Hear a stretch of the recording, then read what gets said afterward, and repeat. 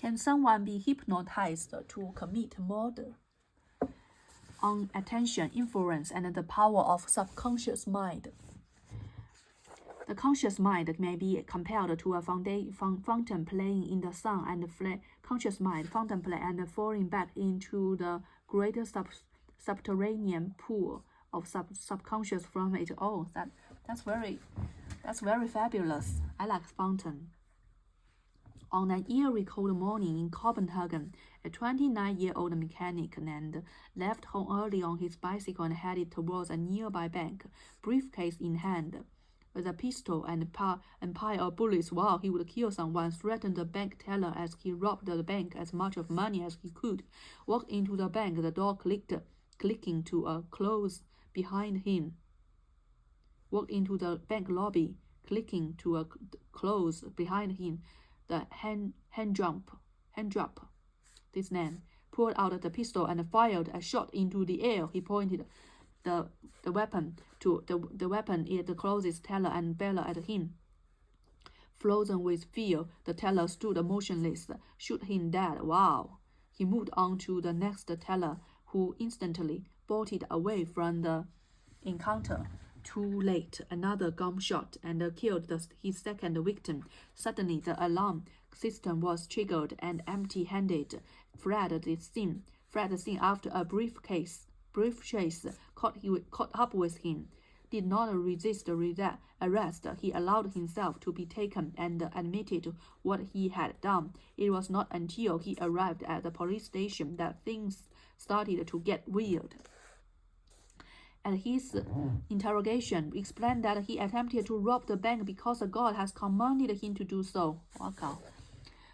My guardian angel. It was not long before the police discovered that Bjorn Nelson, a man with a lengthy criminal record, was the owner of the bicycle used in the robbery. Nelson and had been imprisoned together as cellmates for 3 years.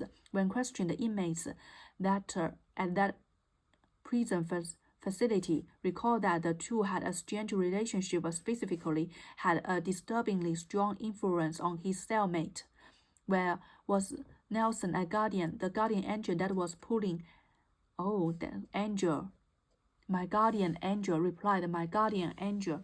At his interrogation, explained that he attempted to rob the bank because God has commanded him to do so in order to raise money for the Danish National Communist Party, to prepare for a Third World War. Based on the return pattern of robberies in the area, the police suspected that they had not acted alone.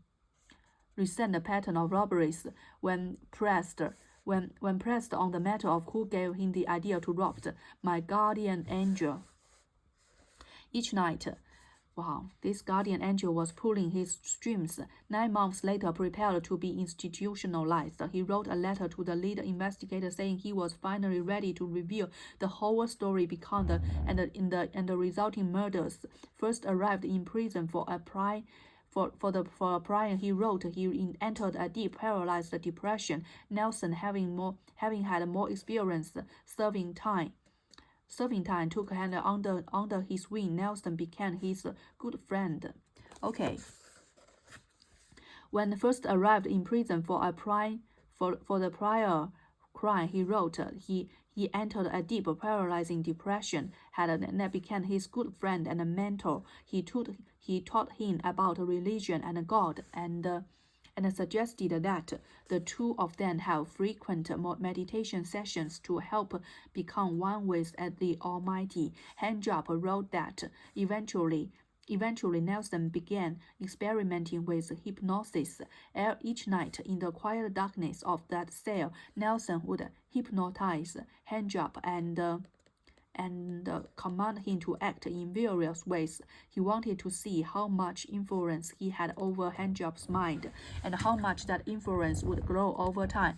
Handjob said that the hypnosis sessions continued regularly until Nelson took full control of Handjob's mind. Nelson, aware of the extent of his new power, decided to use that influence for a new purpose, to commit the perfect crime with his mate as his emissary. The plan was devious: a bank robbery, murder if necessary, accomplished with Nelson at a safe distance, and handjob would be the one to take the fall. Wow.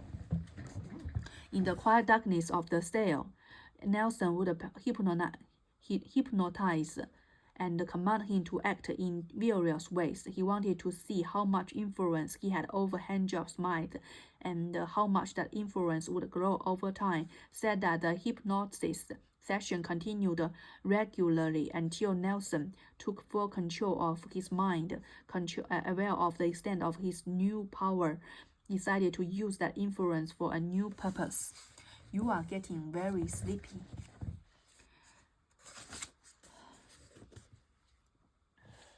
Hypnosis has also found its way into the military. It was thought, for example, that hypnotizing, capturing enemies would make them more likely to disclose confidential information. That's what hypnosis. Hypnotist is so deeply focused on the vision elaborated upon by the hypnotist that he begins to believe it. What's more, he becomes so fixated on this vision that he forgets to analyze and filter his own behavior. His own behavior. This gave the hypnosis ability to provide. He becomes so fixated on his vision that he forgets to analyze and filter his own behavior. Subject is so deeply focused on the vision elaborated upon by the. Okay, so it's a vision that make you hypnotized. The cocktail party effect. Imagine that you are at a cocktail party in a crowded room. You are standing in a circle of 4 people, all chatting about the recent trends of the stock market.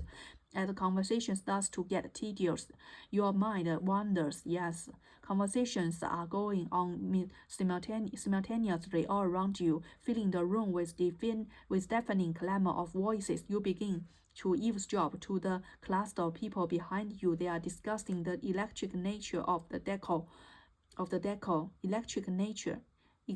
eclectic nature of the decoration, concreting the host taste in curtains and upholstery. Not interesting. Your mind moves on to the group to your left. They are gossiping about people at the party that you know. You listen in with a smirk on your face. You pay close attention to every detail. Suddenly, you hear your name called. The woman standing directly in front of you has been talking to you, but you have no idea what he has been saying because your attention had just been occupied elsewhere. The selective attention of nature of attention on display in this scenario is called the cocktail party effect. Within the general hubbub of conversations, you are able to selectively tune in to one conversation at a time while tuning out the rest of the commotion in the room. How does the brain do it? After all, the room is just filled with sound waves. How does the brain figure out which sound waves are important? It seems that you process only one conversation at a time, while the words spoken outside that conversation, even if spoken nearest to your vicinity, fail to enter your mind. Okay.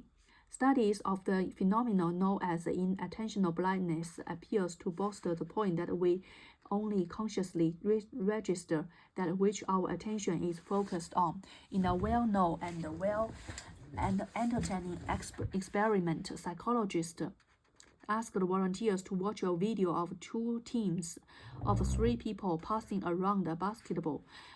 A team wore white shirts, the other black shirts. The volunteers were asked to pay close attention only to the team in white and count the number of passes they made.